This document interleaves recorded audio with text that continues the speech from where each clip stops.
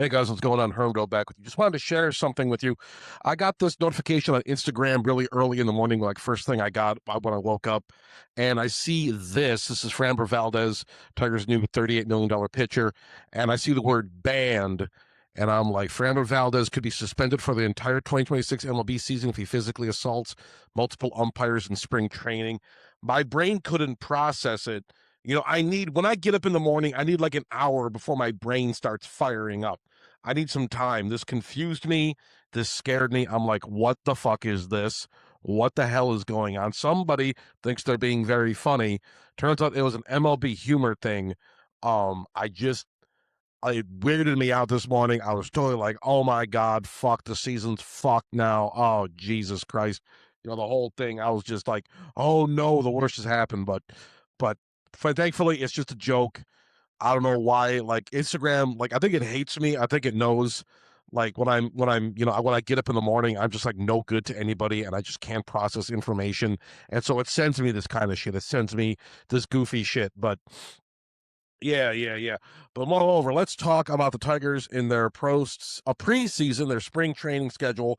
Little bit of ups and downs. They blew out the Tampa Bay Rays yesterday. They blew out, I believe it was the Philadelphia Phillies. They scored 16 against them the day before, and yeah, a lot of action has been taking place. They lost 5 of the first 6 games.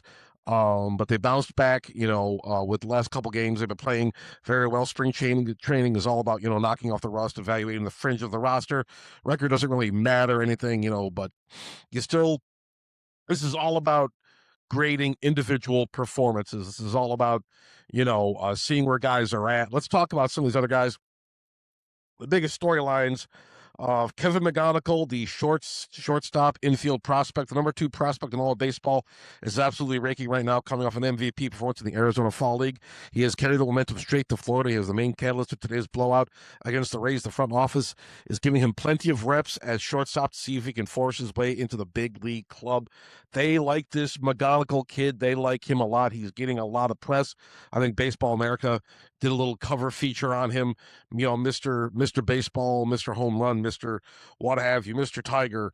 But they really do like this kid. And a lot of people were saying after the Framber Valdez, Justin Verlander, after all the shuffling around and the addition to the pitching staff, a lot of Tigers fans, myself included, were kind of like, oh, are they going to add a bat? Who can they add? Who can they add? And me and Mark on stream kind of talked about some of the guys that had already been picked up, and they're slim pickings as far as free agency goes. But I think, the Tigers are staying internal with this. They revamped, the area. Their starting rotation was a bit shaky late last season, so they revamped that. But as far as, the offense is concerned, they're sticking with their guys. They're sticking with their guys. I saw some rumors and stuff. I saw this one thing. I asked Google, I'm like, are there any more, bats out there the Tigers could get? And somebody drew up this like scenario where they get, not Ellie De La Cruz, Fernando Tatis Jr.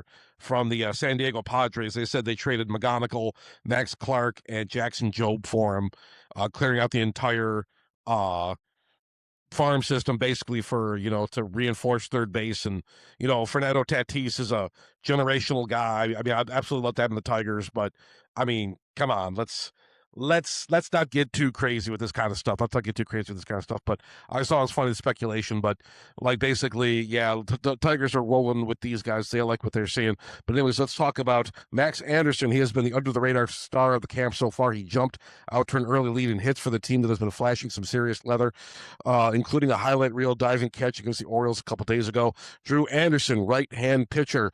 On the pitching side, Drew Anderson just turned to a stellar commanding performance on the mound against Tampa Bay today, providing them much needed stability to the staff. Gleyber Torres brought into lockdown second base. Torres is having a solid camp. He's showing plate discipline and made an attractive signing, providing a steady veteran presence in the infield. The struggles, the bullpen and run prevention. The pitching staff got a brutal wake-up call on opening day, getting absolutely shelled by the Yankees in a lopsided 20-3 loss where Aaron Judge hit 2 homers.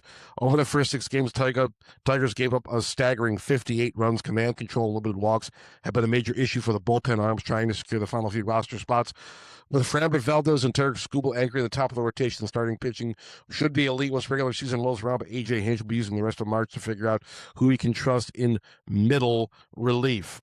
So, yeah, that's basically it.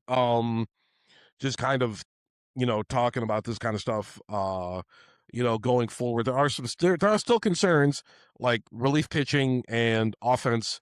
Those are concerns. I'm not sure how they're going to be reshuffling the deck as far as that is concerned, but they do have, um, they do have a new closer in. They brought in Henley Jensen. They still got Kyle. What was his name? Uh, Detroit Tigers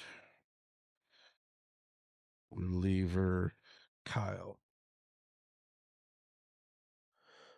Kyle Finnegan. Kyle Finnegan. I knew it was an Irish name. I knew it was an Irish name, but yeah, okay. Sorry about that. Mark, you can edit that if you need to. But anyways, that's going to do it for me. Let me know your thoughts about the Tigers so far. Is there anything you like seeing in the preseason? Anything stood out to you?